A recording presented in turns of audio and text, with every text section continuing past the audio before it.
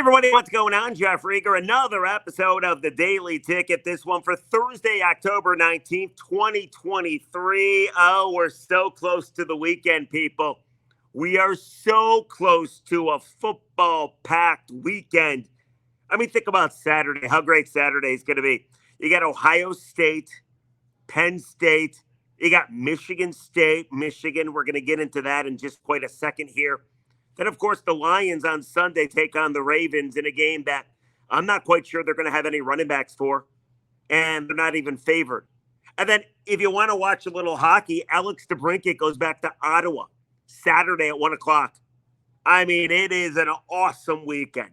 Don't get me wrong. I hate when the summer leaves. I hate when golf season leaves. By the way, I was able to play yesterday. It was awesome. It was 65 and sunny. But I despise when I can't play golf. But all the sports that we get, the baseball playoffs, football, hockey starts up, the NBA, college basketball just around the corner. I mean, this is the goods, my friends. This is fantastic. And one of the days that I've always loved, I always will love, I don't care what anybody says, is Michigan State week. And it kind of sucks this week, because Michigan State blows and Michigan is in the midst of the easiest schedule in the history of college football. But it doesn't change my excitement for this game. Not at all. I can't take another radio segment from people at this station of callers calling in saying, I'm not going to watch the game. And it's not just Michigan State fans. Like, Michigan fans are saying it too. Everybody's saying, I'm not watching the game. 7:30 NBC Saturday night. Apparently, according to all of our listeners, we're going to get the lowest rating ever for the rivalry because nobody's going to watch. And you're both lying. Everybody's lying. You know you're going to watch. Why can't you just admit it? I want to get into this because this is annoying to me. It really is. And then after I tell you both, Michigan and Michigan State fans, while you're lying to me, then we'll get into the actual game. I actually have a couple tidbits that could provide Michigan State fans just the slightest bit of optimism. So we'll get to that as well. But let's start off with Michigan State fans, shall we? Because you're watching. You know you're watching. And I wanted to start off with if you're selling your tickets first. Because there's this long-standing rule that if you're a fan of one side in the rivalry, why would you sell your tickets to the other side of the rivalry? In this case, you don't want Michigan fans invading Spartans Stadium, wearing their maize and blue, cheering for their Wolverines in your house. You don't want that. But this is the one time that it's acceptable to sell your tickets to Wolverine fans because your team stinks and they've given you nothing. And you're stuck with these tickets. I mean, think about this for a second. In the offseason, leading up to this season, before Mel Tucker got fired, everybody was excited about this game. One radio host at our radio station actually said, and I'm paraphrasing, but Mike Valenti said it, you better not bring your kids to this game. Somebody's going to catch a battery. It was ridiculous, I thought, when he said it, but I understood why he said it because coming off the heels of Tunnelgate and what happened in the tunnel and how angry Michigan State fans are, they believe that Harbaugh and Ward Manuel and Michigan pretty much ended their season. 7 players got suspended. Charges were filed and then dropped after the season. I get it, man. They felt like they got railroaded. I totally understand. But now, that's got to be the safest place to be in America. There's going to be nothing throwing. Safest place to take your kids, your family, take your dog for crying out loud, take a toddler. Doesn't matter. Because I would assume mostly Michigan fans are going to be in East Lansing. Because Michigan State fans don't want to go to this game. And I don't blame you. I think you're lying to me if you say you're not watching this game. But I would believe if you say you don't want to waste the money to go to this game or at least recoup your ticket prices. So that's why this one time, I think it's totally fair. In fact, I would encourage you to sell your tickets to Michigan fans or Michigan State fans. Hell, sell them to Michigan fans and gouge them. Try to get double or triple what you paid for because you have no loyalty to MSU or the Spartans right now. They've left you down. They're an embarrassment. The Mel Tucker saga was awful, a disaster. Their football team right now is awful, a disaster. So if you want to sell your tickets, you should sell your tickets. You should at least get something back from the pain and embarrassment that Michigan State has caused you. Usually I would say, don't sell your tickets to the rival. Now I say, just this one time, sell them. Get as much as you can because Michigan State ain't looking out for you. You should not care about them in this manner. Two-way street. Yeah, you're a fan of them, but this year they haven't treated you very well. I mean, look at the product on the field. Look at how everything was handled. Look what your former head coach did and got fired for. So if you want to sell your tickets, I'd say go ahead and sell your tickets. But I don't believe for a second that you're not watching this thing. Of course you're watching. I've heard so many MSU fans saying, I'm not watching Saturday night. I got plans with the wife. I got plans with the kids. I got plans with the buddies. I'm not going to watch this game. You're full of it. You got to watch this game. Because even though you know you're probably going to lose, even though you know it might get ugly, and yeah, you might want to turn it off, there's this little voice in your body that's screaming to you louder and louder and louder. What if we pull the upset? What if we reenact 2019? Michigan was a 24-point favorite. It was COVID. Rocky Lombardi lit Michigan up, and Mel Tucker and Michigan State got the victory. What if you're able to pull the upset? Just this one time. So, of course, you're going to watch. It's what you do. You're a fan. You can't help yourself. You're going to bitch. You're going to moan. You're going to whine. You're going to say you're not going to watch. You're going to say you don't care. But you care because you've always cared. This is your Super Bowl. And while beating Michigan, which is unlikely, isn't going to change your season, and you still be 3 games away from getting to a bowl game, at least it would help soften the blow of what this has been, unmitigated disaster. Not to mention, think what you could do to your Michigan friends. Think how you could troll them. Think what you could say to them. Their season is wrecked, and you wrecked it for them. You're telling me you wouldn't be interested in any of that? I don't believe you. You're watching the game. You're going to be locked in. 7:30 is going to roll around. You're going to get your favorite beverage. You're going to be with your favorite people. Maybe you're going to be on your favorite Barca lounger. You're going to tune on the game, and you're going to hope like hell you pull the upset. You're a fan. It's what we do. You're watching. I know you are. But I get the long play here. I get what you're trying to do. You're going to say you're not watching, MSU fans. So when you lose, because inevitably you're probably going to lose, Michigan fans are going to come up to you, try to talk smack to you, and you're just going to say, I didn't even watch the game. We suck so bad. You were supposed to beat us. We suck so bad. And on the off chance that you beat the Wolverines, you could say, you lost to us? We blow. How'd you lose to us? So I get what you're trying to do. I've made up these rules, I feel. I have a Torah, a Bible of rules that fans live by and don't live by. All this trick in the book. But not for a second do I believe you're not watching the game. Of course you're watching the game. Stop lying to me. Please. I know you. You're watching. Let's get to Michigan fans. Because you're watching too.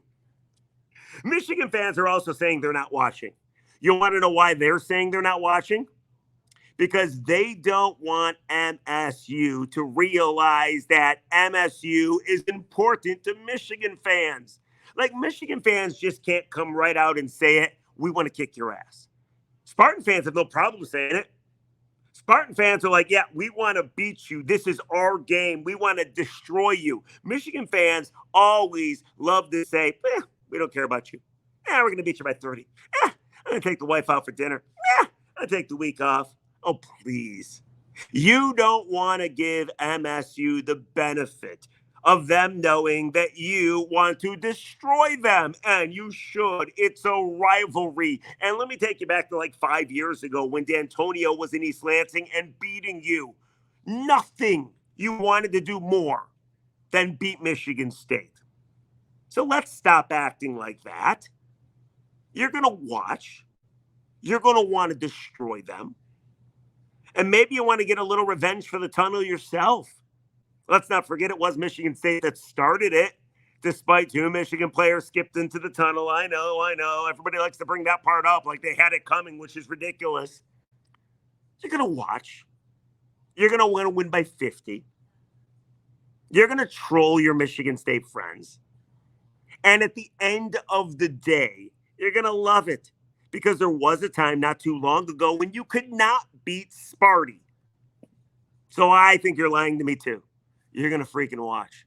And you know you're going to watch. The other thing too is, and I've spoke about this and you believe it and I believe it, even though you might not admit it, I'm going to admit it. I like Michigan. I'm a Michigan fan. I might not be as big of a Michigan fan as you are, but the schedule has stunk this year.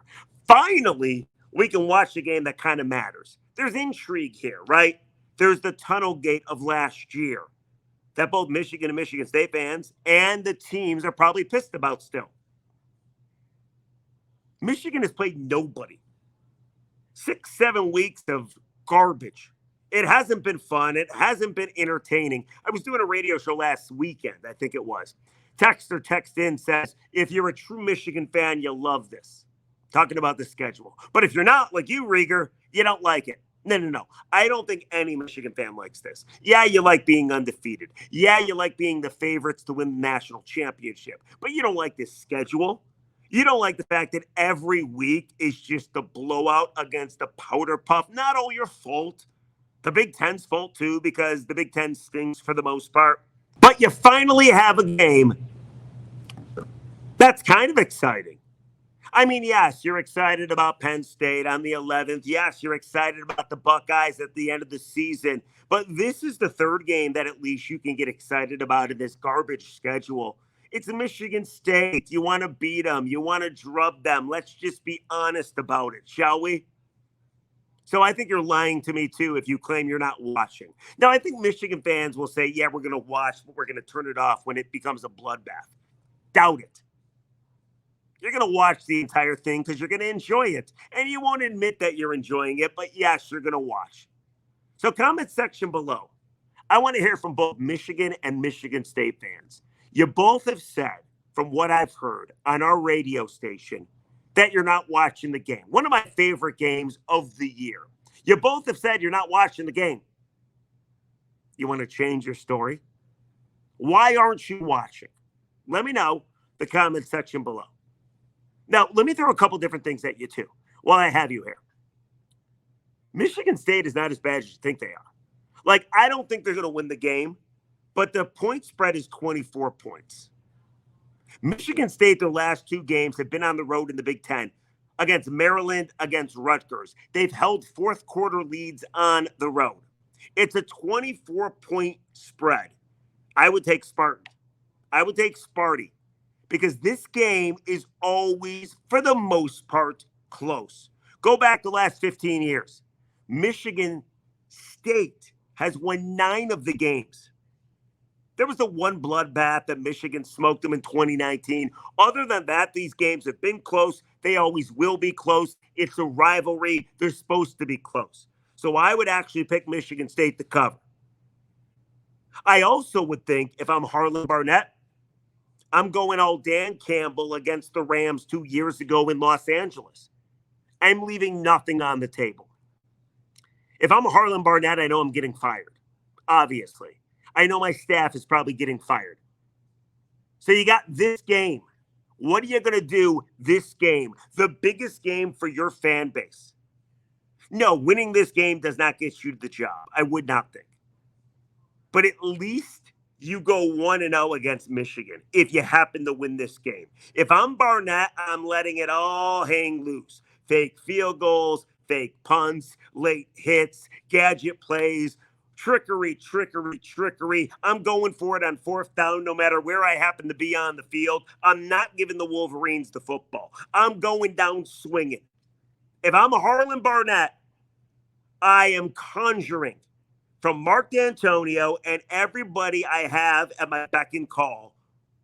I'm not sleeping this week, and I'm conjuring every trick play known to mankind, and I'm using it on Jim Harbaugh. You got nothing to lose. You're going to lose your job. And Mark D'Antonio, of course, has had mad success against Michigan. Why doesn't he go to his treasure trove of trick plays? He's on that staff right now. You ever see Pulp Fiction? You know, at the end of the movie, the glowing box, if you will. I feel that was Mark D'Antonio's box of trick plays against Michigan. Leave nothing uncalled. Go crazy. That's what I would do if I was Michigan State. That's what I would expect if I'm Michigan State. And that's why I think they cover. They also have a player that predicted victory. 4-star recruit defensive back Dylan Tatum said, quote, "Y'all can doubt us all you want, but we're going to come out there and give them our best shot.